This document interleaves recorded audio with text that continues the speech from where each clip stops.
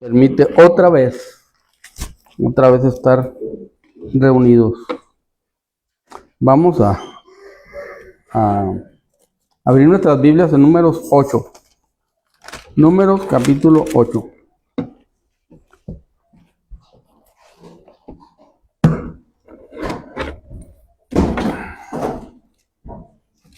¿Cómo es?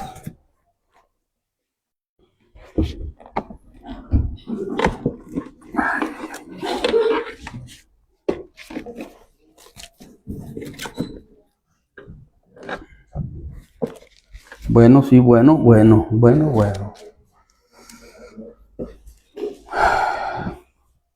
Vamos a decir el texto. Por tanto, y ahí te acuerdas de que tu hermano tiene algo contra ti, deja ahí tu ofrenda delante del altar y anda primero, reconcíliate. Entonces ven y presenta tu ofrenda. Mateo 5, 23 y 24. Bien, vamos también enseguida a leer. Capítulo 8.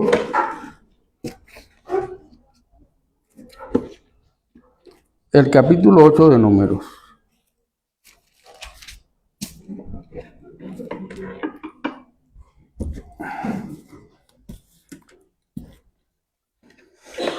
Vamos a hacerlo alternadamente. Dice así la palabra de Dios. Y habló Jehová a Moisés diciendo: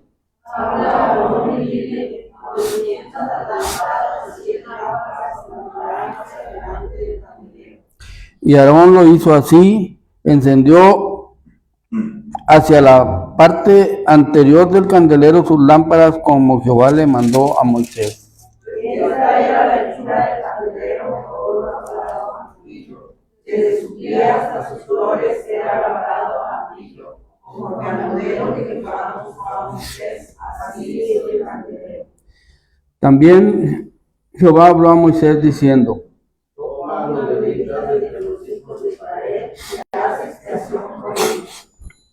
así harás para expiación por ellos.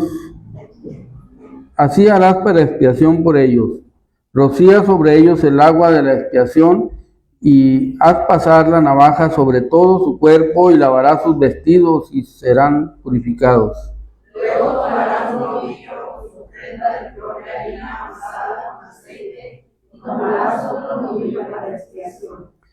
Y harás con los levitas que los levitas se acerquen delante del tabernáculo de reunión y reunirás a toda la congregación de los hijos de Israel. Cuando hayas acercado a los levitas delante de Jehová, pondrán los hijos de Israel sus manos sobre los levitas.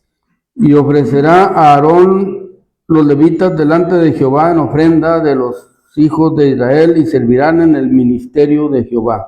Y los levitas pondrán sus manos sobre la cabeza de los novillos y ofrecerán el uno por expiación y el otro por holocausto a Jehová, para hacer expiación por los levitas. Y presentarás a los levitas delante de Aarón y delante de sus hijos y los ofrecerás en ofrenda a Jehová. Así apartarás a los levitas entre los hijos de Israel y serán los levitas. Después de esto, vendrán los levitas a ministrar en el tabernáculo de reunión. Serán purificados y los ofrecerás en ofrenda. Porque verdaderamente son dedicados a mí los levitas entre los hijos de Israel, en lugar de todo que hubiera nacido, los he tomado para mí en lugar de los primogénitos de todos los hijos de Israel. Porque mío es todo primogénito de entre los hijos de Israel, así de hombres como de animales, desde el día en que yo herí a todo primogénito en la tierra de Egipto, lo santifiqué para mí. Y he tomado a los levitas en lugar de todos los primogénitos de los hijos de Israel. Y yo he dado en don los levitas a Aarón y a sus hijos de entre los hijos de Israel para que ejerzan el ministerio de los hijos de Israel en el tabernáculo de reunión y reconcilien a los hijos de Israel para que no haya plaga en los hijos de Israel al acercarse los hijos de Israel al santuario. Y Moisés y Aarón y toda la congregación de los hijos de Israel hicieron con los levitas conforme a todas las cosas que mandó Jehová a Moisés acerca de los levitas, así hicieron con ellos los hijos de Israel. Y los levitas se purificaron y lavaron sus vestidos, y Aarón los ofreció en ofrenda delante de Jehová, e hizo Aarón expiación por ellos para purificarlos. Así vinieron después los levitas a ejercer su ministerio en el tabernáculo de reunión delante de Aarón y delante de sus hijos, de manera que mandó Jehová a Moisés acerca de los levitas, así hicieron con ellos. Luego habló Jehová a Moisés diciendo: los levitas de 25 años arriba harán a ejercer su ministerio en el servicio del tabernáculo de reunión. Pero desde los 50 años cesarán de ejercer su ministerio y nunca más lo ejercerán. Servirán como en el tabernáculo de reunión para hacer la guardia, pero no servirán en el ministerio. Así harás con los levitas en cuanto a su ministerio. Amén. Vamos a orar. Padre nuestro que estás en los cielos, santificado sea tu nombre, Señor, y alabado y glorificado sea, Señor, desde ahora y para siempre. Señor, sabemos que eres el único que merece la honra y la gloria y la alabanza en todo el universo, Señor. Y te damos muchas gracias porque pues nos has traído a este conocimiento por tu gracia y por tu misericordia. Pero ayúdanos, Señor, para que esa sea una realidad en la vida de cada uno de los que estamos aquí, que podamos vivir vidas, Señor, que verdaderamente te alaben, te glorifiquen, que testifique nuestra propia vida de todo lo que has hecho en nosotros, Señor. Ayúdanos para ver los intereses tuyos primero que los nuestros, Señor, porque sabemos que ese es tu propósito para bendecirnos, para hacernos partícipes, Señor, de la herencia que tienes para todos los santos. Y te damos muchas gracias por todos estos beneficios en esta hora que estamos escudriñando y leyendo tu palabra. Yo te pido, Señor, que nos hables a cada uno de nosotros, que una palabra sea para cada uno de tal manera que la podemos asimilar, recibirla y poner nuestra intención en obedecerte a través de ella, Señor. Ayúdanos, Señor, y pues así como a nosotros te pedimos que bendigas a toda tu iglesia. Sabemos que hay lugares donde están pasando situaciones muy difíciles, Señor, para los cristianos. Te pedimos que tú fortalezcas su fe hasta el final, Señor, y pues que también a nosotros aquí donde tú nos has puesto que nos ayudes para poder ser de testimonio, Señor, donde quiera que cada uno de nosotros nos movemos. Ayúdanos para estar conscientes de todos los beneficios de tu gracia y asimismo querer testificar donde quiera que nos movamos, Señor. Y pues perdona todas nuestras faltas, te lo pedimos en el nombre y por los méritos de Cristo Jesús nuestro Salvador. Amén. Bueno, vamos a continuar con es la continuación, podemos decir, del capítulo que veíamos la semana pasada, donde veíamos acerca de la ofrenda que ofrecieron los 12 príncipes. Ahora pasa de los 12 príncipes, pasa a todos los levitas, donde todos tienen que estar preparados para el servicio. La semana pasada vimos cómo en esta ocasión, cuando ellos ofrecieron sus ofrendas y ni siquiera acercarse tan fácil. Era el único que podía acercarse, pero no podía hacerlo tan fácil porque pues la gloria de Dios llenó el templo.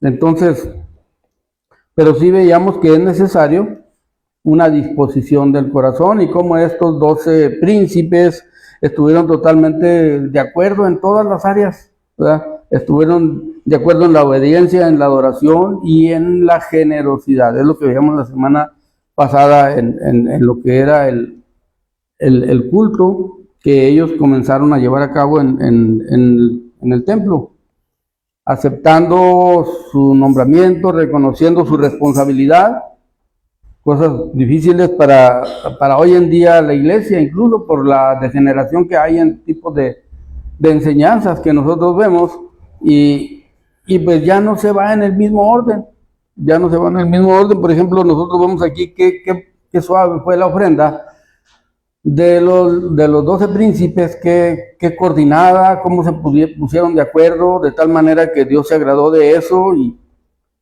y vemos que hoy en día la ofrenda ha tomado otro sentido. Ya de hecho tiene un sentido en la iglesia de hoy la ofrenda, sobre todo la ofrenda, bueno, todo junto, porque cuando se desecha el orden de Dios, pues se desecha todo. Y nosotros vemos que hoy la ofrenda, la prioridad de la ofrenda en mucha parte de la iglesia, y lo tenemos que mencionar aunque sea como muy repetitivo, porque eso es lo que estamos viviendo estos tiempos. La parte principal de la ofrenda hoy en día es el dinero. Ya no se trata como Dios pide, ¿verdad? El corazón y el alma o la mente de las personas, sino que hoy se trata más de dinero. A todos viajes que oigamos de ofrendas y de las reglas y de las obligaciones de un creyente, no se le menciona tanto que es importante que entregue su vida, que entregue su corazón. Se le menciona que entregue sus bienes. Eso es lo que estamos viendo hoy en día. Y nosotros vemos cómo Jesús le dio importancia a todo en el orden que es, ¿verdad? En el orden que es, le dio la importancia. Y vemos en el texto que teníamos para hoy, dice que por tanto, si traes tu ofrenda delante del altar, y ahí te acuerdas de que tu hermano tiene algo contra ti, ahí en el altar, y nosotros vemos aquí lo importante de lo que Dios pide, o sea, el orden. Dios no está diciendo, ofréceme una ofrenda, un holocausto, un corderito, como cosa más importante, no. Más importante, Cristo puso las cosas en orden y dijo si, por tanto, ¿verdad? Si traes tu ofrenda al altar, y ahí te acuerdas de que tu hermano tiene algo contra ti, deja ahí tu ofrenda delante del altar. Ahí que se espere, o sea, no es lo más importante. Hay un orden que Cristo dijo que hay. Dijo, ve primero, reconcíliate con tu hermano. Anda, reconcíliate con tu hermano. Y luego entonces ven y trae la ofrenda. Aquí nos da un orden de cómo son las cosas, pero este orden no se está siguiendo. Hoy en día en muchos de los lugares no se está siguiendo este orden. Pero aquí vemos que para Dios es importante todo. Es más, la Biblia dice que Dios está presente viendo cuando cada persona, y pues nada se esconde de su presencia, ya lo sabemos, está presente mirando a ver cómo ofrenda cada persona. Dios no ve cuánto dinero echa, ve la intención de cada persona. Entonces, nosotros vemos esto allí en el libro de Marcos. En el libro de Marcos, capítulo 12, vemos cómo Dios le dio un orden a todo en Cristo Jesús. En Cristo Jesús Dios le dio un orden a cada cosa. Y dice aquí en el Marcos 14, 41, dice que estando Jesús sentado delante del arca de las ofrendas, no era casualidad que Jesús estuviera sentado enfrente del arca de las ofrendas. En todos nosotros tenemos una enseñanza y para que entendamos un orden de cómo es. Mirando cómo el pueblo echaba dinero en el arca y muchos ricos echaban mucho. Y vino una viuda pobre y echó 2 blancas, o sea, un cuadrante. Entonces, llamando a sus discípulos, esto no nos puede decir otra cosa, sino que Jesús nos está mandando una lección a cada uno de nosotros, desde allí, desde aquel momento, ¿verdad? Dice, entonces llamando a sus discípulos les dijo, de cierto os digo que esta viuda pobre echó más que todos los que han echado en el arca. Porque todos han echado de lo que les sobra, pero esta de su pobreza echó todo lo que tenía, todo su sustento. Cristo no está rechazando o menospreciando a los que echaron mucho. Nos está dando una lección. Porque nosotros vemos que nosotros echamos a veces de lo que nos sobra. Echamos lo que creemos justo, obedeciendo a veces a la regla que dice la Biblia, que dice el apóstol Pablo, que cada uno dé como propuso en su corazón. O sea, Dios no está diciendo estos ricos no estaban agradando a Dios, no. Lo que está diciendo es quién agrada más a Dios. ¿Verdad? Porque entre esos ricos había muchos que echaban por presumir, otros que echaban de todo corazón. Le echaban mucho porque tenían mucho. Y a la hora de echarlo, unos lo echaban hasta presumiendo que se vea las monedas, ¿verdad? Que son de oro y que todo eso. Pero dice, pero Dios nos da el orden como debe ser. Cuando nosotros ofrendamos debe ser de todo corazón, con fe. Y dice, porque todos han echado, dice, de cierto digo que esta viuda pobre echó más que todos los que han echado en el arca. ¿Por qué? Pues si contamos la cantidad era insignificante, pero ella derramó su corazón, mostró su fe, mostró el reconocimiento pleno a Dios como el que suple toda necesidad, y luego echó todo lo que traía, echó todo lo que tenía. Y yo sé que cualquiera que estuviera viendo las ofrendas decía, pues esta viudita, ¿para qué pasa? Si no echa nada, ¿verdad? Sin embargo, nosotros vemos cuál es el orden de Dios, y cuál es el orden de Dios en todos los sentidos, porque esta mujer estaba echando alma, vida y corazón. Estaba mostrando su fe cuando fue a dar esas dos blancas. Entonces, a veces pensamos... Las blancas no eran una moneda de movimiento ya, era como, nada más era la regla que la Biblia decía que lo mismo tenía que dar blanca porque ya ni siquiera tenían un valor. Era como de nosotros ahorita 50 centavos de los de hace 20 o 30 años. Entonces dice, pero ella, aquel iban y conseguían unas blancas para poder dar la ofrenda que Dios tenía. Para poder traer algo. Sí, exactamente, y es que la orden era, y esa también se cumple en la viuda, así como dice Valo, ¿verdad?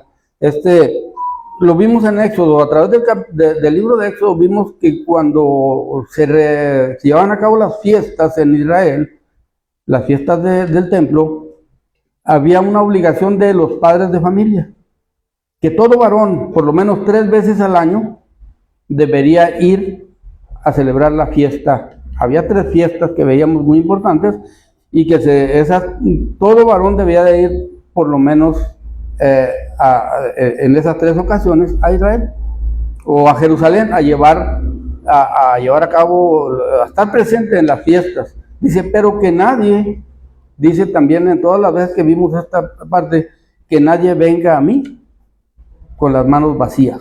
Entonces, eso es lo que, más o menos la idea de lo que está diciendo Valo acerca de la viuda. No ir con las manos vacías. Lógicamente, hoy en día, si nosotros venimos y de veras no tuviéramos nada, si agarramos 10 centavitos y los traemos, no valen. En ninguna parte le dan a uno un cambio ya de 10 centavos. Pero no ir con las manos vacías. No llegar con las manos vacías delante de la presencia de Dios, a la hora que se va a la fiesta, porque el culto es una fiesta. Yo sé que muchos a veces venimos muy obligados al culto. Bueno, el día que lo veamos como una fiesta, para alabar y glorificar a Dios, en comunión con los hermanos, pues todo va a cambiar. Todo va a cambiar desde la intención, desde la preparación. Por eso muchas veces hemos dicho, si nosotros verdaderamente queremos darle la honra y la gloria a Dios como Él lo dice, el sábado pensaríamos, hoy también no es mío la preparación. Es como era en el tiempo del sábado. El viernes era la preparación. Y también nosotros deberíamos de pensar en la preparación del día de reposo o del día del Señor, como nosotros hoy lo llamamos, ¿verdad? Que es el día de reunión en la iglesia. ¿Qué deberíamos de hacer? Pero no, el sábado nos desvelamos hasta la hora que sea posible, no pasa nada. Al cabo mañana es hasta las 10 de la mañana. Me levanto tarde, me baño y me voy a la iglesia y resulta que al último llegamos todos tarde, o muchos. Hay personas que llegan muy temprano, pero llegamos incluso tarde a la iglesia. ¿Por qué? Porque no tenemos de verdaderamente en nuestra mente bien registrado lo que somos en Cristo, lo que Cristo por su gracia nos hizo a nosotros, ¿verdad? Entonces, no ofrendamos, en realidad no venimos ofrendando nuestra adoración y nuestra alabanza con una preparación, sino que venimos muchas veces a cumplir un horario de reunión. Y eso de que prepararme para llegar mañana a la iglesia temprano, pues no, ¿para qué? Entonces, desde allí, eso es lo que cuando nosotros estamos viendo, dice que por tanto, si traes tu ofrenda delante del altar y tienes algo contra tu hermano, eso es un extremo que nosotros podemos decir que Dios pone. Pero hay muchas cosas antes que ya están previstas que debemos de preparar para el culto a Dios. Entonces, pero el tiempo en el que estamos viviendo, un tiempo lleno de bruma, de confusión, de cosas, ofrecimientos del mundo, de anhelos y de placeres para la mente y para la carne, nos hace que no veamos como importante que vamos a tener una reunión los sábados entre hermanos, una comunión entre hermanos para reunirnos a adorar al Rey de Reyes y Señor de Señores. Entonces no entra, en la mayoría de la gente no entra eso. ¿Por qué? Porque se han cambiado las formas. Y hoy en la iglesia, que es la iglesia que se llama Iglesia de Cristo, muchas prioridades son, no te preocupes, llévate la ofrenda y el diezmo y con eso. Y se los predican desde arriba del púlpito. Usted no se preocupe por lo demás, nomás preocúpese por dar ofrenda, por dar diezmo. No más por eso. Eso es lo más importante hoy en día en el culto en la iglesia. Y sí, nosotros vemos que la ofrenda es una parte esencial del culto a Dios, y eso nos lo manifiesta claramente Cristo cuando estaba sentado en la sinagoga y estaba, pareciera que no, pero estaba viendo las ofrendas de cada una. Ahora, él no necesita sentarse enfrente del arca del dinero para saber cuánto echa cada uno. A ver, ¿cómo supo cuánto echaban todos los ricos? Él lo supo porque Él es Dios. Él no estaba contando cada moneda, a ver, y se me pasó y se atravesó a alguien y no le conté a fulano cuánto echó. No, Él simplemente nos está dando una lección de lo importante que es la ofrenda. Y esto es lo que veíamos la semana pasada en estos 12 príncipes, ¿verdad? Veíamos que se sometieron a una obediencia colectiva, se pusieron de acuerdo todos para ver cómo hacerle. Y luego se fueron a hacer una adoración ordenada. Muy de acuerdo los 12 príncipes, haciendo todas las cosas de acuerdo, nadie queriendo sobresalir sobre el otro, sino cada quien la parte que habían acordado que iban a ofrecer, así la voy a ofrecer. Y luego la generosidad, ¿verdad? Donde todos dieron, vemos generosamente, todos los 12, un acuerdo total donde todos dieron cantidades exactas y completas, iguales. Entonces esto es, ¿verdad?, lo que Dios nos muestra de cómo se trabaja en equipo, ¿verdad? Entonces, pero hoy en este tema que vamos a ver, hoy vamos a ver la importancia del servicio. El servicio, todos los creyentes,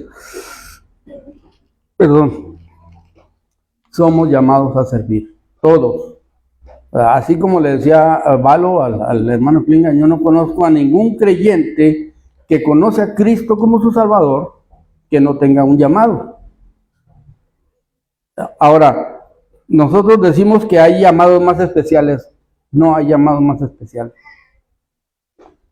Hay llamados, hay dones que Dios da diferentes, áreas de servicio diferentes a cada uno de nosotros en muchas ocasiones, pero el llamado es el mismo, a servir con entrega y con disposición. Para eso somos llamados.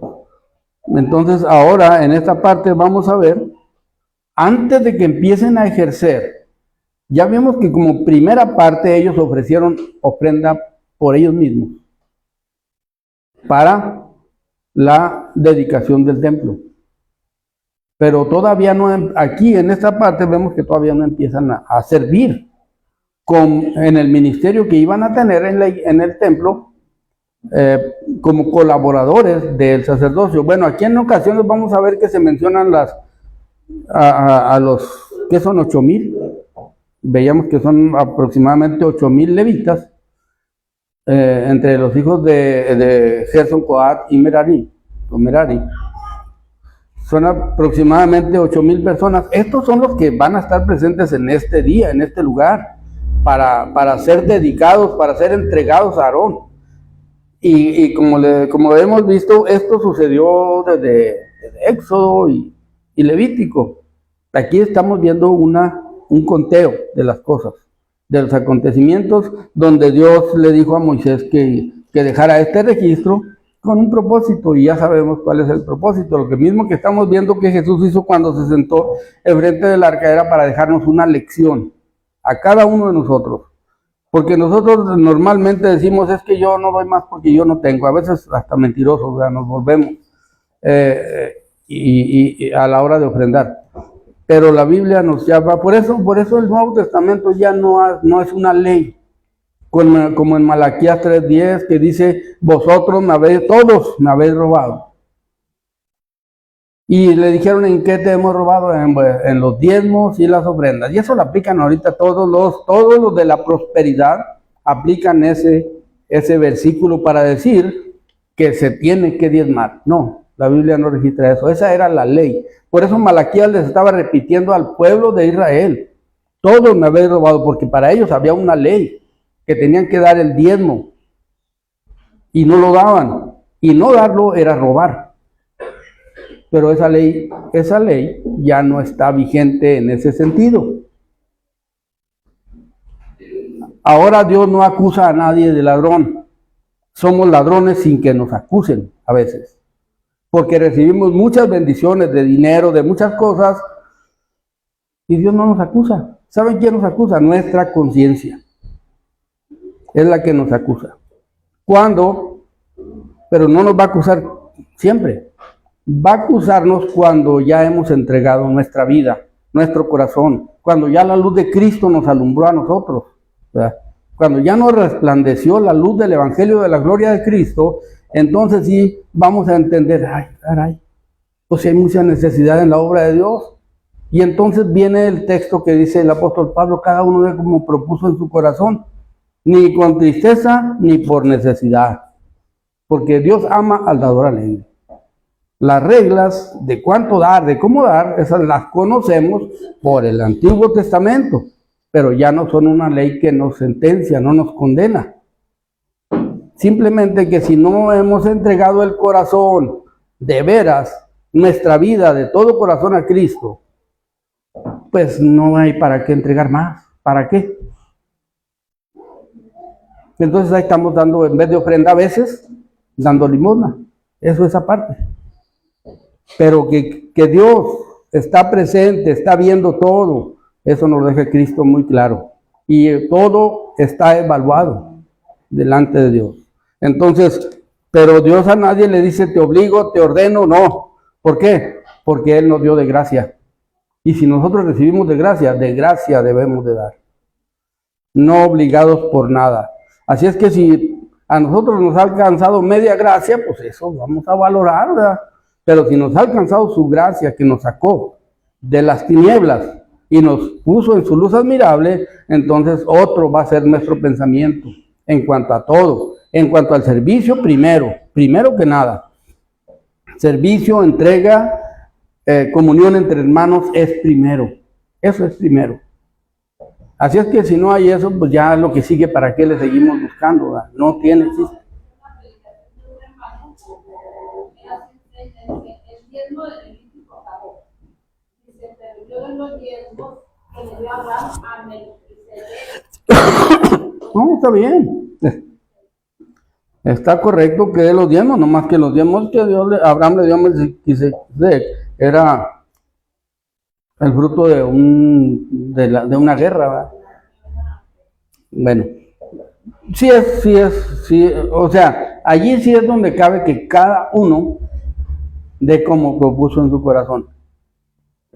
Allí para que vea que el ejemplo que tenemos que seguir es exactamente el de la palabra de Dios. Y ahí hay principios. Y eso que dice Emma es un principio que está establecido, fue antes de la ley. Entonces, allí esa puede ser una parte. Pero nosotros vemos aquí en esta parte que lo primero que hizo Dios, o lo primero que Dios le dijo a Moisés, ya aquí en Números capítulo 8, empezó dándole órdenes ya del culto en el santuario. ¿Por qué? Porque allí es donde iban a servir los levitas. Vamos a ver que los levitas sí tenían límites. Solamente Aarón y su descendencia, ellos no tenían límites en el tabernáculo, solamente el del lugar santísimo, que nada más una vez al año, y no sin sangre, entraría el sumo sacerdote. Entonces vamos viendo los límites de cada uno en el servicio. Y aquí vamos a ver, este capítulo también marca los límites del servicio de los levitas. Pero eso no hacía que no tuvieran muchísimo trabajo. Tenían muchísimo trabajo los levitas en cuanto a los holocaustos, las ofrendas, la expiación. En todo participaban. No eran ellos los protagonistas de todo, sino que estaban siempre bajo la orden de uno de los sacerdotes dentro del templo para colaborar, para ayudar, para cargar.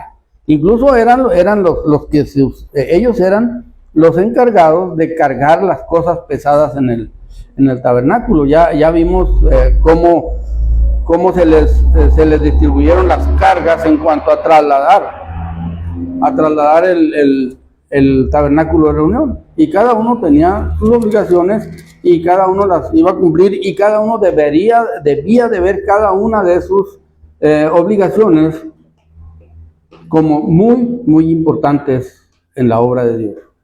Aún clavar una estaca, clavar las estacas, porque cuando se quitaba el tabernáculo de reunión se sacaban las estacas, pero llegando al otro lugar había que clavarlas otra vez.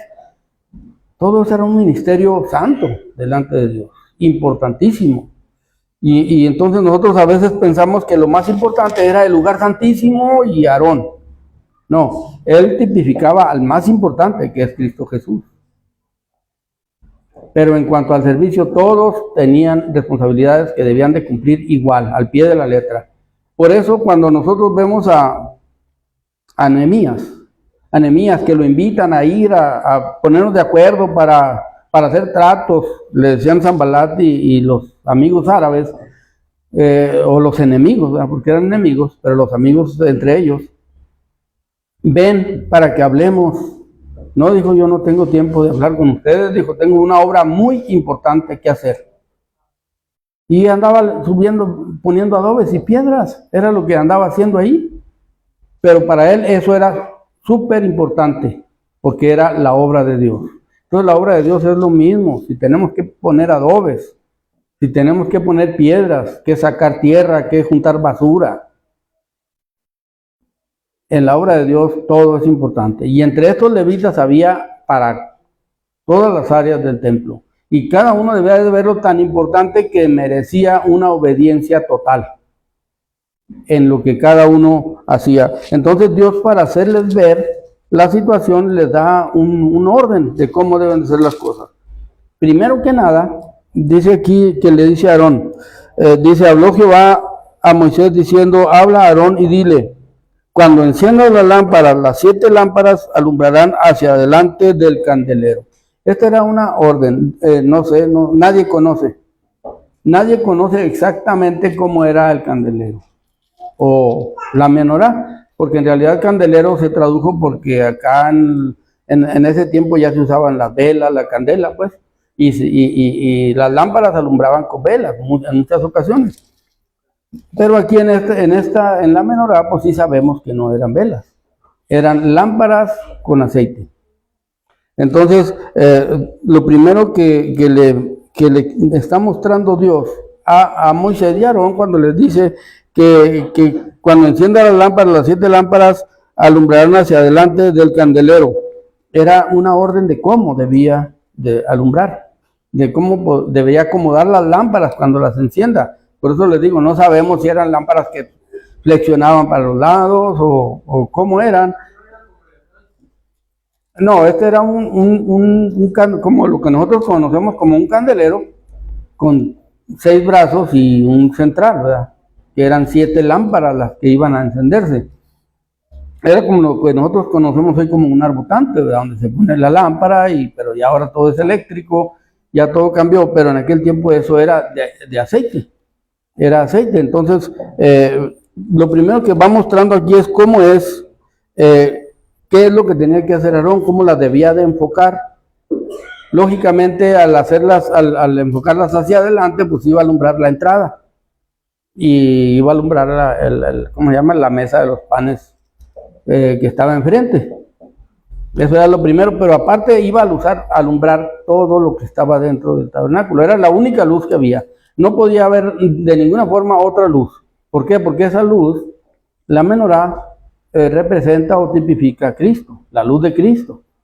Entonces, esa era toda la luz que iba a haber. Y como el templo era muy cubierto, sin ventanas, bien oscuro, pues esa luz era suficiente. Y nosotros tenemos esa experiencia, algunos de los que estamos aquí, porque cuando vivíamos allá en San Ignacio, municipio de Valle del Rosario, Chihuahua, allí la lámpara era la cachumba, la lámpara de la bombilla que teníamos, y hoy las veo yo, esas lámparas, y esas lámparas no alumbran nada. Hoy cuando las he visto y cuando se nos terminaba acabar la luz aquí, que era muy seguido antes, aquí en este lugar, se nos acababa la luz y no volvía. Así pasábamos la noche. Entonces, ¿qué hacíamos? Poníamos las lamparitas que conocíamos. Yo creo que cada quien teníamos una lamparita en la casa, al menos nosotros teníamos una. Y la prendía yo, no, alumbra igual una vela o hasta más a veces. En ocasiones. Porque luego empieza a echar humo y la bombilla se tapa. Bueno, pero en San Ignacio, a la luz de esa lámpara, a la luz de una lámpara de esas que casi no alumbra nada, leíamos la Biblia. Allí leíamos la Biblia, me acuerdo muy bien. En esa lámpara. ¿Qué quiere decir? Que esta luz, al estar tan oscuro el templo, era suficiente luz. Alumbraba todo lo que se necesitaba para que nadie se tropiece cuando camina dentro del tabernáculo de reunión. Entonces, esto es lo que hacía Aarón, y por eso lo podemos decir que es tipo y sombra de Cristo, de la luz de Cristo. La menorá también es, en sí la construcción es tipo de Cristo. Pero nosotros vemos que hoy esa luz, lo que eran tipos y sombras, hoy esta luz resplandece, ¿verdad? La luz que tipificaba aquella. Entonces vemos aquí que le dice, las 7 lámparas alumbrarán hacia adelante del tabernáculo, y a Aarón lo hizo así, encendió hacia la parte anterior del candelero sus lámparas, como Jehová lo mandó a Moisés, o sea, alumbrando hacia prácticamente hacia afuera, ¿verdad? Para que a la hora que la persona entrara, ya que estuviera el día oscuro, tenía mucha luz para entrar y alumbraba todo el templo. Entonces dice que así lo hizo Aarón. Y esta es la hechura del candelero, y aquí nos muestra cómo es la hechura del candelero, para que veamos más claramente cómo tipifica, cómo es sombra de lo que es Cristo hoy para nosotros. Y esta es la hechura del candelero de oro, labrado a martillo. Desde su pie hasta sus flores era labrado a martillo. Esto es lo primero que vemos aquí. Nosotros que vemos en Cristo, cuando Cristo Jesús vino al mundo, la Biblia dice que cuando se encarnó, Él no vio el ser igual a Dios como cosa que aferrarse. Pero ¿qué iba a pasarle? Iba a recibir martillazos desde el día que naciera. Cristo, desde el día que nació, empezaron sus sufrimientos. Desde el día que fue anunciado y todo el mundo se alegró y todo el mundo se gozó, Él había descendido. Había descendido de Dios a hombre. ¿Y ahora qué iba a pasar? Iba a ser tratado como cualquier humano. Igual que cualquier humano. De tal manera que Él fue labrado, martillado, ¿verdad? Y en la culminación vemos que precisamente en la crucifixión se usó un martillo, clavos, una lanza, para que no nos quede duda de cómo fue el sufrimiento de Cristo por nosotros. No fue nada más el día que murió, esa fue la culminación, el día que fue colgado en el madero, ¿verdad? Pero Él empezó a sufrir inclemencias de las que no tenía por qué sufrir. pero Él la sufrió por nosotros. Él estuvo dispuesto, ¿verdad? Y Él dijo, he aquí, envíame a mí, sabiendo todo lo que Él esperaba. Entonces, por eso la Biblia nos relata todo lo que lo tipifica. Él da ejemplo de quién era, cómo sufrió, cómo vivió, por causa de nosotros, ¿verdad? Entonces aquí dice que fue labrado a martillo desde su pie hasta sus flores, desde donde no hay soldadura, no hay, ¿cómo se llama? No se coció el metal, ¿verdad? No había un molde para vaciarlo y que no se batalle. No, había que formarlo a martillo, desde su pie hasta sus flores. Era labrado a martillo. Conforme al modelo que Jehová mostró a Moisés, así hizo el candelero. Entonces, este es el orden. Pero, ¿qué es lo que pasa aquí en este capítulo? Que Dios, antes de decirles de consagrar a los levitas para servir, primero les muestra que deben ser alumbrados con la luz de Cristo. Como cada uno de nosotros. Nosotros sabemos que hay mucha gente hoy, y ojalá y nosotros estemos conscientes de eso y nos limpiemos más cada día de las impurezas. Digo, que nos limpiemos porque esto es permanecer en Cristo todos los días. No es que nosotros tengamos una capacidad de limpiarnos de nuestras impurezas, no tenemos esa capacidad. De hecho, nosotros desde el día que, aunque conocemos a Cristo como nuestro Salvador, nosotros sabemos que hay una sentencia que todos los días nos va a seguir, ¿verdad? Como dice en Romanos 6:23, ¿verdad? Y 3:23. Los dos son muy paralelos en este sentido, ¿verdad? Que todos pecaron y están destituidos de la gloria de Dios. Y eso nosotros lo debemos de entender, ¿verdad? Nos malenseñe, nos malguíe. Cristo dijo que nuestra obligación, única obligación, es permanecer en Él. Es la principal. Yo sé que hay gente hoy que está predicando, nada menos lo digo porque anoche estaba viendo un pequeño video ahí que sube una persona que predica y luego tiene ¿cómo se llama? Un pizarrón, y va y dice, y llegamos al conocimiento de que nosotros, dice esa persona. No, Dios nos da el 100%, el día que le conocemos a Él, es cuando más seguros estamos del 100% de su gracia. Después a veces dudamos y a veces ya andamos como al 40%, no es porque Dios no nos dio una salvación completa, ¿verdad? Eso es porque nosotros descuidamos en muchas ocasiones la gracia, la salvación que tenemos en Cristo Jesús. Pero hay gente que está predicando eso. Ahora, ¿cómo dicen que se completa? La mayor parte de los 40% que falta se completa con diezmos y ofrendas. Sí, esas son las mayores obras. Dar dinero es la mayor obra. Entonces, es totalmente, puedo decir eso, diabólico o satánico. Pero lo están predicando a muchísima gente. Y mucha gente brincando y saltando de gusto porque ya lo hicieron partícipe.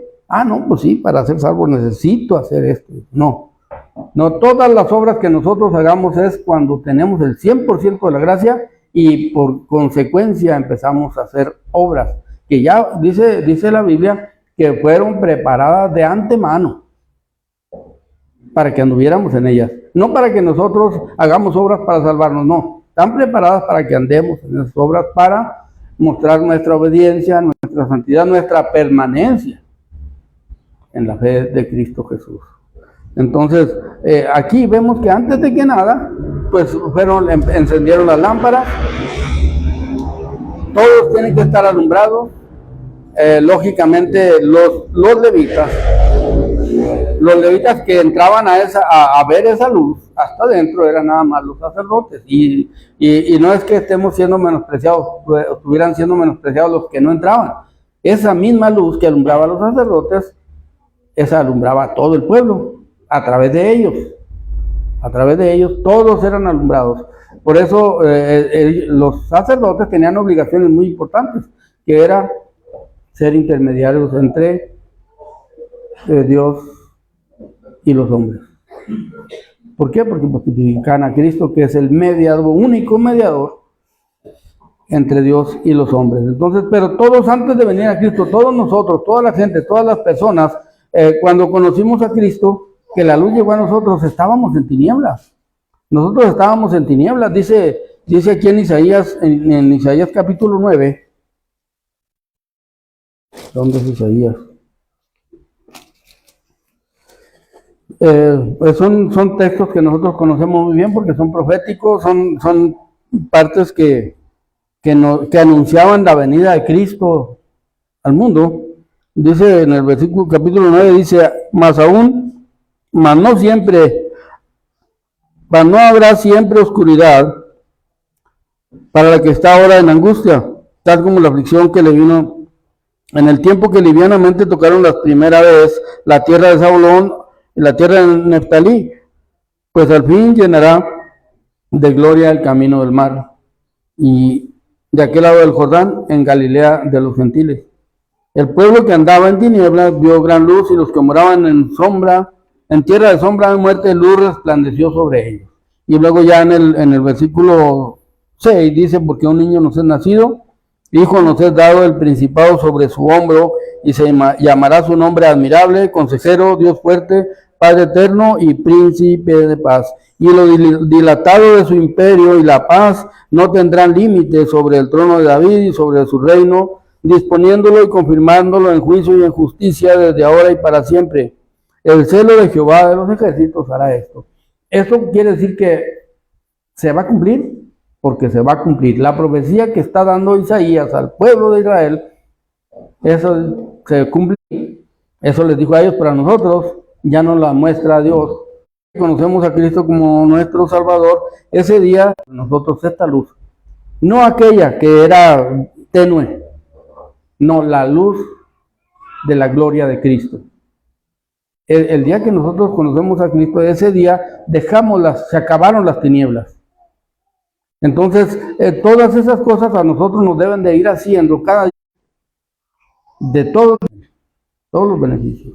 El mundo se va a encargar de querer mostrarnos todos los días cosas más atractivas, cosas más llamativas, como hizo la serpiente con Eva.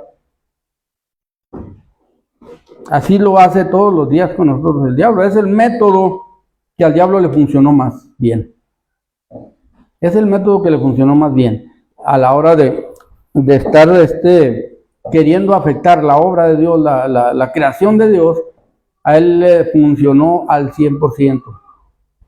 Ir con Eva y con Adán, que al último las consecuencias son para los dos y para todos nosotros, en parte.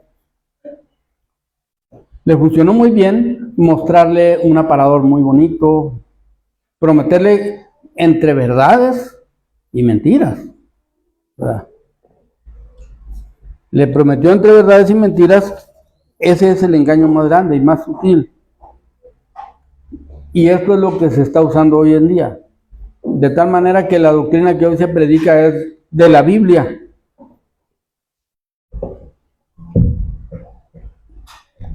Es de la Biblia. Pero en la mayoría de las ocasiones, en muchas partes de la iglesia, no es Dios el que la está predicando. Es el diablo que está diciendo, poniendo el aparador delante de toda la gente para que la gente crea un evangelio contaminado. Un evangelio, una verdad convertida en mentira. De tal manera que nosotros lo tenemos como experiencia muy clara en nuestro México, ¿verdad? Que llegó el evangelio y no, pues la gran cosa, ¿verdad? Pero resulta que venía Con un garrote. exactamente bien contaminado, de tal manera que nosotros vemos que lo usaron para someter a un pueblo. Totalmente, así como decía Val ahorita. Pusieron como el más lo llevaba a que los esclavizaran. Entonces vemos que el resultado de un evangelio así, lo que estamos viendo hoy, aunque se vea muy bonito, muy atractivo, mucho dinero, iglesias de mucho lujo, de mucho show, de mucho todo lo que sea, Ahí está bien contento el diablo. El diablo contento con que la gente crea que es más feliz que las otras iglesias, que no son tanto, ¿verdad? Porque aquí tenemos de todo, dicen muchas iglesias. Soy rico, me he enriquecido y de ninguna cosa tengo necesidad. Entonces no sabes que eres un desventurado. Con toda esa alegría, ese gozo, eso que se mueve, y Dios le dice, no sabes que eres un desventurado, miserable, pobre, ciego, desnudo. Yo te invito a que compres de mí oro refinado. Entonces, el oro refinado es la palabra de Dios. Sin embargo, nos vamos con las emociones de muchas doctrinas, o mucha gente, ¿verdad? Y felices, y aquí no pasa nada, y tienen las pruebas en las manos de que Dios los ha prosperado, cuando no es Dios, es mamón, muchas veces es mamón, es el Dios de la riqueza. Entonces, pero eso es lo que está generalizado en la iglesia que hoy se llama cristiana. Entonces no le resplandece la luz de la gloria del evangelio, de la gloria de Cristo. No ha resplandecido. Y ese es para el diablo es una victoria muy grande. Tener a la iglesia que hoy se llama cristiana, haciéndola creer que es cristiana. No, pues que suave, ¿no? Y ahora sí, hacer, porque como la doctrina se basa en dinero, lo demás hay que darle uso al dinero, ¿no? Hay que darle uso al dinero. Y entonces están los aparadores mundialmente, ¿verdad?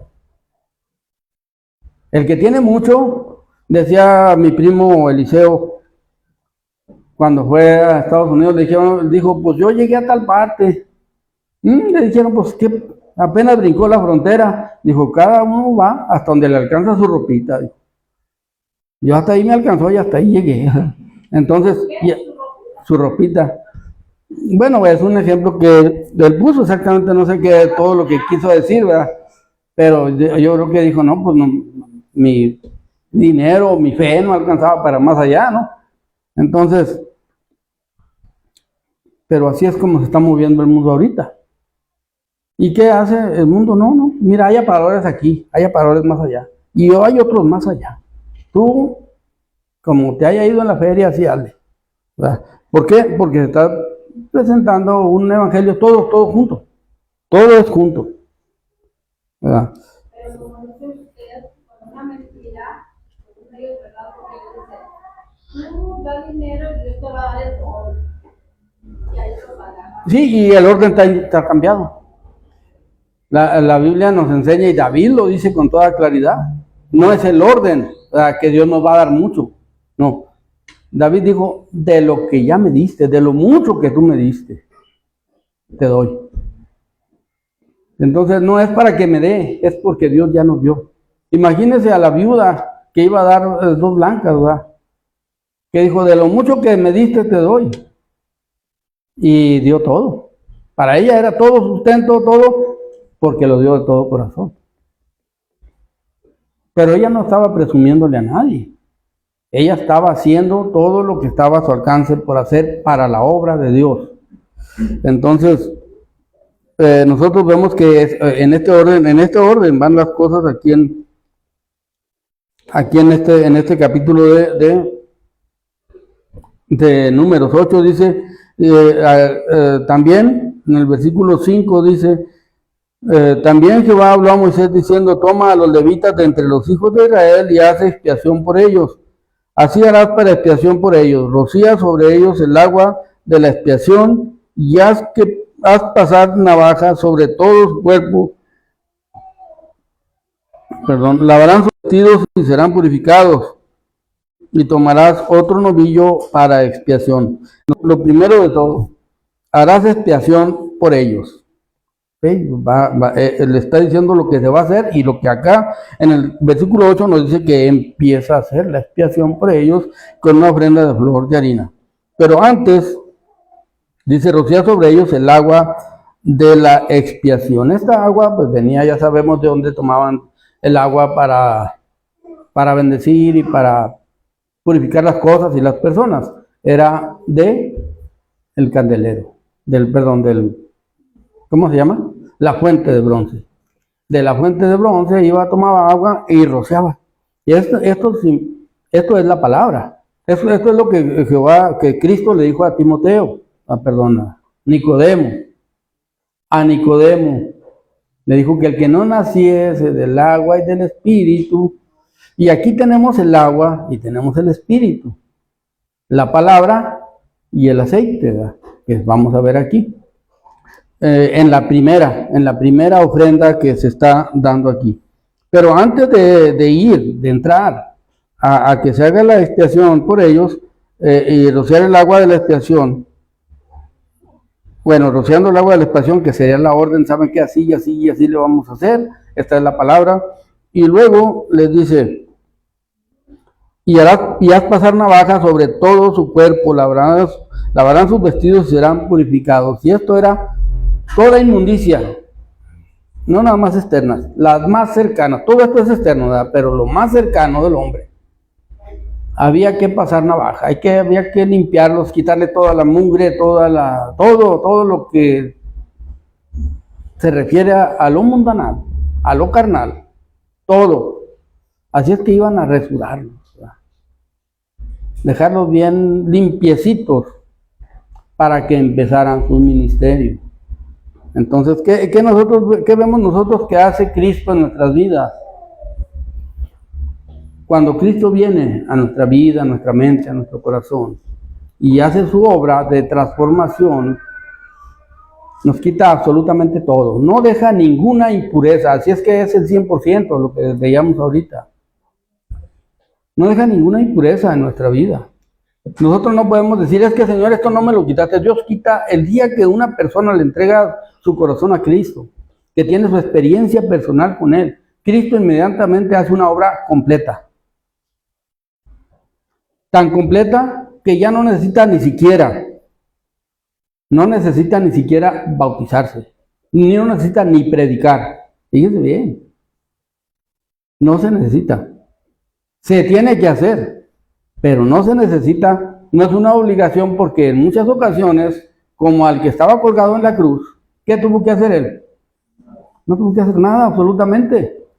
¿Cuánta gente? O sea, no es el único, no es el único que se ha ido así. Ese es un ejemplo que veamos. Pero ¿cuánta gente el día que hace profesión de fe, ese mismo día habrá muerto? Muchos que reciben a Cristo en su vida, en un hospital, por ejemplo. A veces no hay tiempo de nada. ¿Como quién? No, bueno, el eunuco sí. No, sí, bueno. Sí, él sí dio los pasos. Pero hay gente que no tiene esas oportunidades. Entonces es donde nosotros podemos ver que la salvación es por gracia. Es por gracia, no hay obras que valgan. Si hay oportunidad, el creyente no está obligado, quiere hacer la obra de Dios. Cuando conocemos a Cristo como nuestro Salvador, y si no, acuérdense, lo primero que queremos hacer es hacer cosas para la obra de Dios. Después nos hacemos flojonazos y nos hacemos socarrones y lo que sea. Pero cuando nosotros tenemos una experiencia personal con Cristo, lo primero que queremos hacer, ni vergüenza nos da testificar el día que nos recibimos a Cristo como nuestro Salvador, ni nos da vergüenza salir y decir y hablar y querer testificarle y predicarle a la gente. ¿Por qué? Porque nos deja limpiecitos, nos deja como a un bebé. Quita toda impureza, totalmente. Cuando Cristo viene a nuestra vida, quita toda impureza. ¿De qué se trataba aquí? Es un tipo y sombra. De lo que, por eso la Biblia dice que todas estas cosas fueron escritas precisamente para eso, dice Romanos capítulo 4. ¿verdad? Dice que fueron escritas para nosotros, para que nosotros aprendamos de estas lecciones, ¿verdad? Lo que Dios quiere, lo que Dios pide de cada uno de nosotros. Ahora, la Biblia es muy extrema. en ese sentido. Hoy nosotros ni vivimos vidas tan extremas, ni predicamos cosas tan extremas, pero la Biblia es extrema. Y nos invita a ser totalmente radicales contra el pecado, separados totalmente. Pero, ¿qué hacemos? No lo hacemos. ¿Qué tenemos que reconocer todos los días? Que todos pecamos, que estamos destituidos de la gloria de Dios. ¿Verdad? ¿Y qué hacemos en lo referente? ¿A qué nos impulsa a entender que estamos en una condición de pecaminosidad?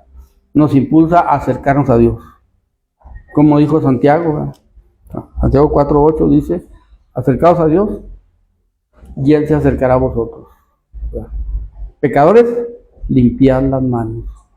¿Qué quiere decir? Nosotros somos pecadores. Mientras estamos en esta carne, yo creo que nadie conoce a una persona, aparte de Cristo, a ningún humano, que no sea pecador. Todos somos, y todos los días, ¿sí? No es una vez, todos los días pecamos. Nuestra mente divaga, nuestro trato con las personas no es tan cordial como debiera de ser, como para estar mostrando un testimonio de fe. Eso debería de ser. El trato con cada persona, cada uno de nosotros, en cada una de las acciones de convivencia, lo que debería es mostrar fe. Y como ejemplo tenemos al único que hizo eso, a Cristo. Bueno, hay un ejemplo aquí que se me deja de ver muy palpable. La mujer samaritana, cuando le dice, si tú supieras quién es el que habla contigo, tú le pedirías. Si tú supieras quién es el que tú le pedirías, te daría.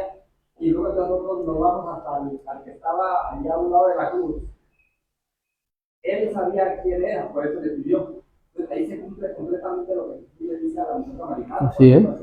No necesitaba hacer nada. O sea, si tú supieras quién es el que habla contigo, tú le pedirías. Entonces, el ladrón que estaba a un lado con Jesús sabía quién es el que estaba con él, nomás se necesitaba saber.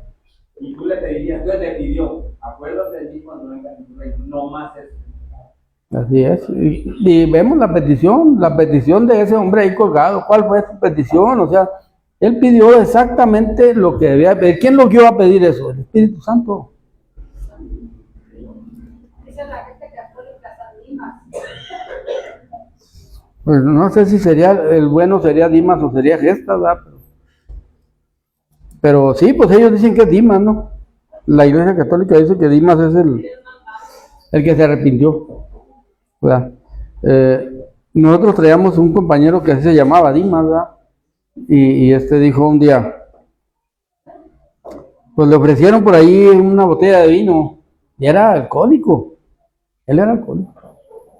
Pero como iban él y creo que Isaac iba con él, dijo, no, nosotros no podemos agarrar la botella de vino porque somos hermanos de Jehová. Somos hermanos de Jehová. Sí, pues él sabía que éramos cristianos y él no sabía cómo expresarlo, ¿verdad? No, digo, porque nosotros no podemos agarrar la botella. ¿Por qué? Porque él, como yo lo mandé a entregar un carrete que me había pedido esa persona, y lo llevaron entre él y Isaac, y lo entregaron y les querían una botella de vino, y dijo, no, esa no la podemos agarrar porque somos hermanos de Jehová. Entonces él era Dimas, y era alcohólico, pero sí tenía cordura, porque dijo, no, si voy con una botella me van a regañar allá también. Entonces, nosotros vemos que aquí va el orden y donde Dios nos va mostrando que desde el Antiguo Testamento, Él ya tiene, el plan de Dios es completo y es perfecto. Entonces dice que y haz pasar navaja sobre todo su cuerpo y lavará sus vestidos y serán purificados.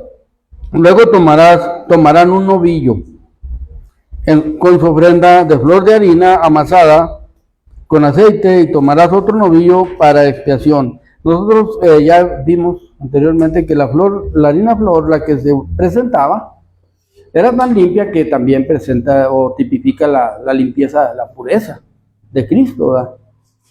La harina, eso representaba la arena para la ofrenda que se hacía, pues era un pan, ¿verdad? Se hacía pan en ocasiones. Entonces dice, y amasada con aceite. Aquí tenemos ¿qué? Tenemos a Cristo y tenemos también el Espíritu Santo. Nosotros sabemos que la Biblia en el Nuevo Testamento nos muestra que el que nos guía a toda verdad y a toda justicia es su Espíritu Santo. Cuando Cristo fue crucificado, estaba en la cruz, y nosotros podemos ver la menorá, donde se manifiesta la luz de Cristo, como ahí todo se transforma. En este punto la menorá tipifica la cruz de Cristo, donde Cristo fue colgado. Donde el menorá queda atrás. ¿Por qué? Porque nosotros vemos qué forma tenía. Cuando por el lado que la veamos, tenía 7 brazos. Entonces estaba arbolada. Ahí yo me fijo en los americanos, traducen mucho esto. La cruz la traducen muchas veces como árbol. Entonces quiere decir que cuando Cristo estaba allí colgado en la cruz, estaba para reflejar su luz hacia nosotros, allí en la cruz del Calvario. De tal manera que en el momento que Cristo cumplió aquel sacrificio en la cruz del Calvario, inmediatamente la luz de Cristo quedó al alcance de toda la humanidad. De toda la humanidad. Y ahí se cumple también lo que dijo antes y lo que va a decir después, ¿verdad? Que les dejaría, les daría, recibiréis poder, les dice en Hechos 1:8, creo. Cuando haya venido sobre vosotros el Espíritu, que los guiará a toda verdad y a toda justicia.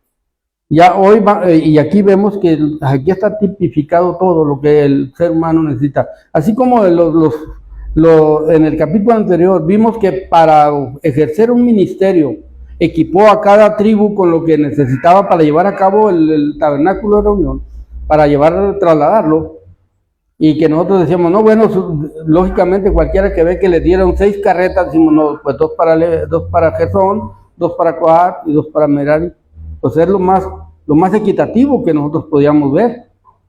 Pero Dios no ve como vemos nosotros. Entonces Dios ve las cosas de otra forma, pero los equipó a cada familia para el servicio que necesitaban hacer. Y en eso podemos ver nosotros cómo Dios aquí está dándonos todo el equipo que necesitamos. Cristo, antes de ser levantado, les dijo a los discípulos, no se preocupen, los voy a equipar. Les voy a dar todo lo que necesitan para llevar a cabo la obra de Dios. Y les dijo, van a recibir poder cuando venga sobre ustedes el Espíritu Santo. Y Él los va a guiar a toda verdad y a toda justicia. Entonces todo eso se cumple en la cruz del Calvario. Todo completamente se cumple en Cristo en la cruz del Calvario. Y siempre vamos a ir viendo que la gracia de Dios nos alcanza al 100%. Y es por Él.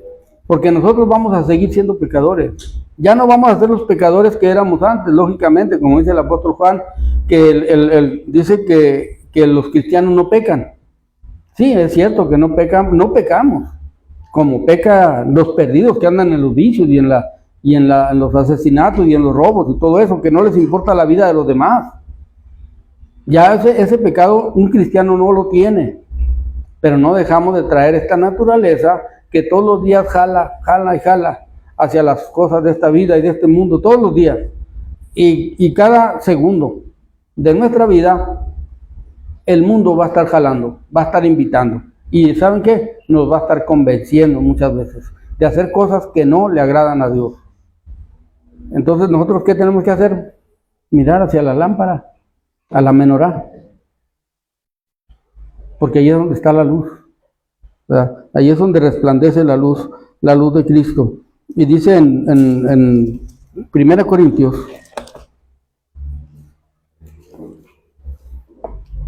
ando todavía medio del brazo, por eso lo arrastro así poquillo.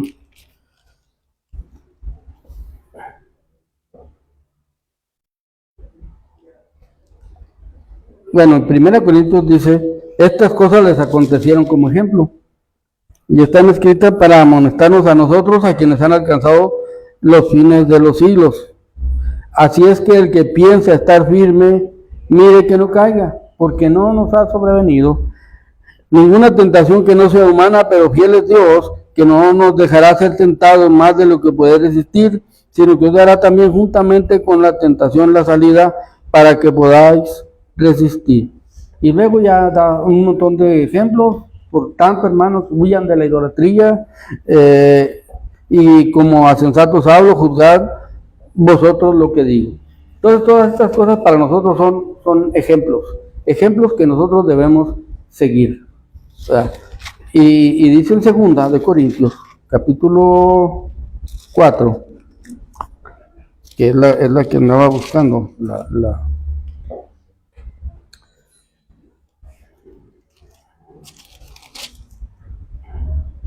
dice desde el 3.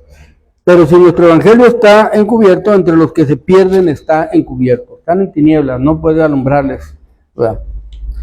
En los cuales el Dios de este siglo cegó el entendimiento de los incrédulos para que no le resplandezca la luz del evangelio de la gloria de Cristo, el cual es la imagen de Dios. Porque no nos predicamos a nosotros mismos, sino a Jesucristo como Señor y a nosotros como vuestros siervos por el amor de Jesús.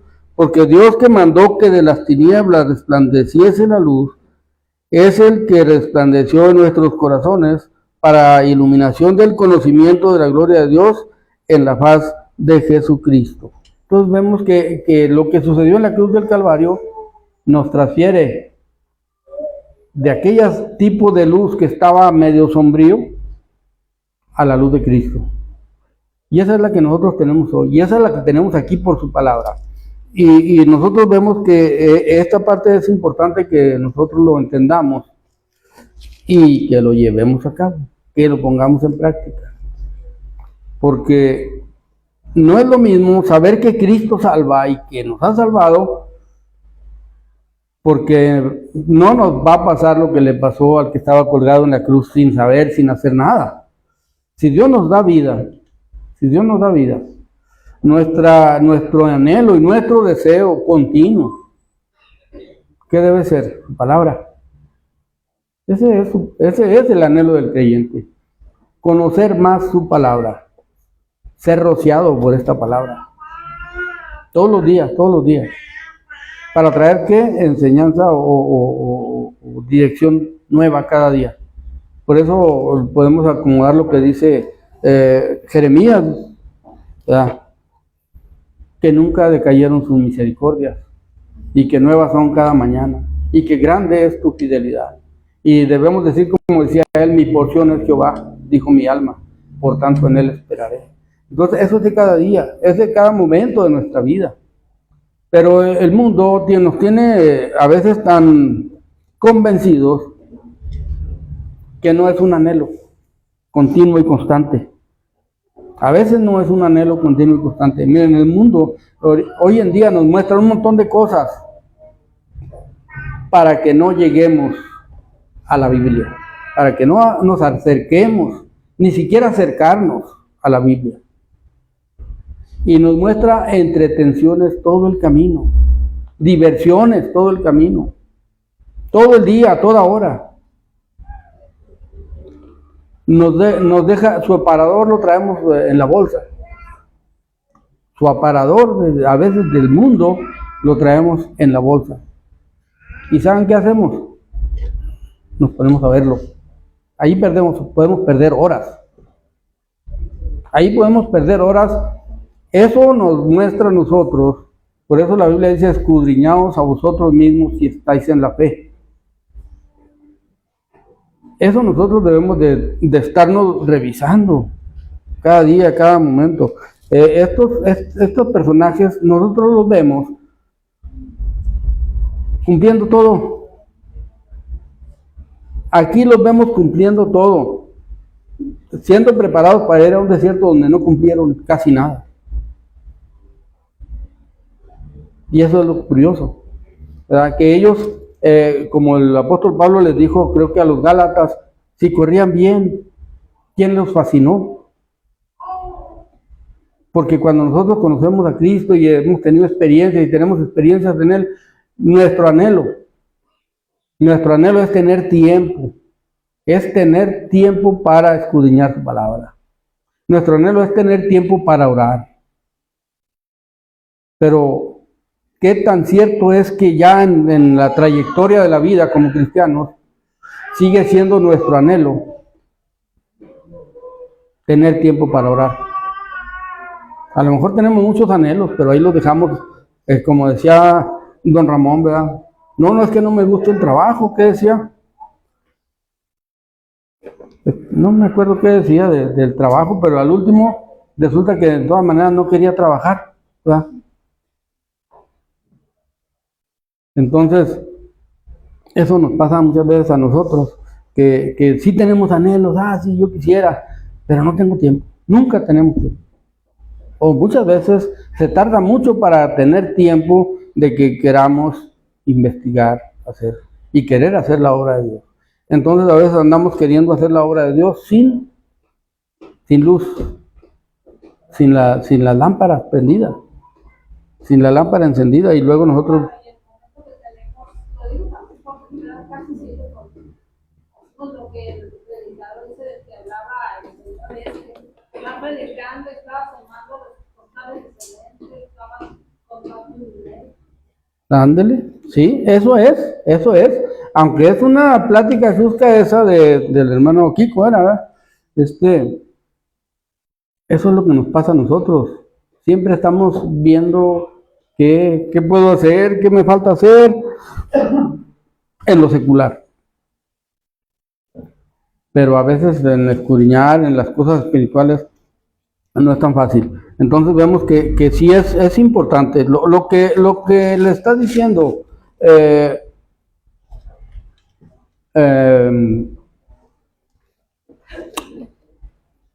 aquí la palabra de Dios, ¿verdad? Lo que le está mostrando es que esto debe continuar. Esto es para el camino, para que ya cuando vayan allá, para cuando vayan por el desierto, sigan haciendo lo mismo, que hagan la obra que se les fue encargada a los levitas. Y dice, y harás que los levitas se acerquen delante del tabernáculo de reunión y reunirás a toda la congregación de los hijos de Israel. Todo el pueblo iba a estar presente. Bueno, lógicamente no cabía todo el pueblo en el tabernáculo de reunión, porque para empezar los levitas eran 8,000 aproximadamente. Entonces había más personas, líderes del pueblo de Israel, representantes de las tribus y de centenas a lo mejor del pueblo, que iban a estar presentes los ancianos de cada tribu, presentes para orar, para imponer las manos, ¿verdad? sobre los levitas. Dice, y cuando hayas acercado a los levitas delante de Jehová, pondrán los hijos de Israel sus manos sobre los levitas. Y ofrecerá Aarón a los levitas delante de Jehová en ofrenda de los hijos de Israel, y servirán en el ministerio de Jehová. Y los levitas pondrán sus manos sobre las cabezas de los novillos. Era como un orden, una cadena, ¿verdad? De la dedicación, ¿verdad? Y de la ofrenda que se iba a presentar para la consagración de los ministros, ¿verdad? Pondrán sus manos sobre las cabezas de los novillos y ofrecerán el uno para expiación y el otro en holocausto a Jehová para hacer expiación por los levitas. Y como les decía, aunque pareciera como que los levitas ya están santificados y ya no necesitan mucho, había que limpiarlos de su pecado. Que estén conscientes de que en el ser conscientes que nos debemos de escudriñar todos los días. Así para no volver a fallar en lo mismo, o al menos para estar fortaleciéndome en eso, ¿verdad? Presentarás a los levitas delante de Aarón y delante de sus hijos, los ofrecerás en ofrenda a Jehová. Ellos iban a hacer ofrenda a Jehová, y también dice que apartarás a los levitas de entre los hijos de Israel y serán míos los levitas. Nosotros sabemos que ellos nos representan. ¿Por qué? Porque nosotros vemos que cuando Dios habla, por ejemplo, cuando el sabio Salomón, ¿verdad?, le dice en Proverbios, dice, dame, hijo mío, tu corazón. Entonces cuando Dios dice, dame, hijo mío, tu corazón, está pidiendo el todo de nosotros. porque nosotros sin corazón no podemos vivir, para empezar. Entonces está pidiendo todo lo que es cada quien, en mente, alma, cuerpo, todo pide Dios de nosotros. Y aquí dice, apartará a los levitas de entre los hijos de Israel y serán míos los levitas. Después de esto vendrán los levitas a ministrar en el tabernáculo de reunión y serán purificados y los ofreceréis en ofrenda. Después de ser purificados, ahora sí están listos, están preparados. Ya vieron la luz, ¿verdad? Ya fueron equipados para servir en el ministerio del templo y ahora sí están listos para ofrecer, ¿verdad? Bueno, purificados y los ofrecerás en holocausto, porque enteramente me son dedicados a mí los levitas de entre los hijos de Israel. En lugar de todo primer nacido los he tomado para mí, en lugar de los primogénitos de todos los hijos de Israel. Quiere decir que pues a cada familia, de la otra forma hubiera sido que cada familia, los primogénitos estarían en el templo para servir a Dios. Pero entonces Dios le dijo, mira, vamos a hacerle así. Todos los levitas los cambiamos por los primogénitos, ¿verdad? Y todos los levitas me van a servir a mí. Y son míos, porque mío es todo primogénito de entre los hijos de Israel, así de hombres como de animales, desde el día en que yo hería todo primogénito en la tierra de Egipto y los santifiqué para mí. Y he tomado los levitas en lugar de todos los primogénitos de los hijos de Israel. Y aquí vemos también otro tipo, una sucesión, ¿verdad? Alguien que pagó, y de hecho del momento que pasan a ser parte del cuerpo, del ministerio de los ministros, pues pasan a tipificar a Cristo, que es el que nos representa a nosotros en todo su ser. Y entonces dice, y he dado en don los levitas a Aarón y a sus hijos de entre los hijos de Israel para que ejerzan el ministerio de los hijos de Israel en el tabernáculo de reunión y reconcilien a los hijos de Israel para que no haya plaga en los hijos de Israel al acercarse los hijos de Israel al santuario. Bueno, esto va a seguir, ya nos faltaba poco para terminar, pero también ya se nos vino el tiempo. Entonces aquí vamos a detenernos. Ya la semana que entra, si Dios quiere, terminamos. Todavía nos faltaba algo que ver y que es importante porque todo nos enseña algo, aunque sea poquito, pero todo nos enseña algo en referencia a lo que Dios pide de nosotros. Parece que no llegamos al texto, pero es Juan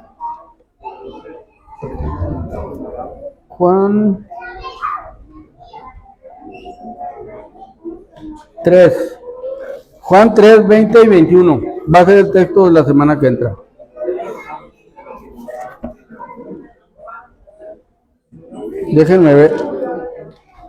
Déjenme ver si es. Juan 3.